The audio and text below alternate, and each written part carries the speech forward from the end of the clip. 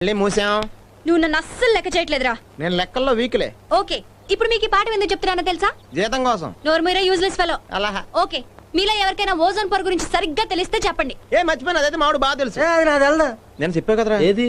అదే టీవీ అని. ఓ అదైతే నాకు తెలుసు మేడం. తెలిస్తే లేదు చెప్పు. మేడం ఇప్పుడు పువ్వు ఉంటుంది, పురుగు ఉంటుంది, జూ అంటది, చీ అంటది, పైకి పోద్ది. క్యాప్సిల్ ఘాటు పువ్వుకి స్పాటు, శక్తికి తృప్తికి నీరసం. నిర్వచనమే. ఓ సారీ, నిర్వచనం. నువ్వు చెప్పింది దేని గురించిరా? ఓజోమెన్ గురించి. నేను అడిగింది ఓజోన్ పొర గురించి. ఏంటో భయ్య అంత కన్ఫ్యూజింగ్ గా ఉంది. మరి అందుకే 10 సంవత్సరాల నుంచి చదువుతున్నాం.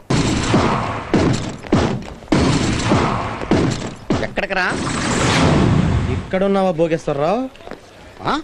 లెక్చరర్ ఏదో ఫ్రెండ్ అని పిలిచినట్టు పేరెట్ పిలుస్తావా? నోరు ఎత్తక, బుక్కు కుక్కేస్తాను దేవసాలోడా. నన్నే తిడతావరా?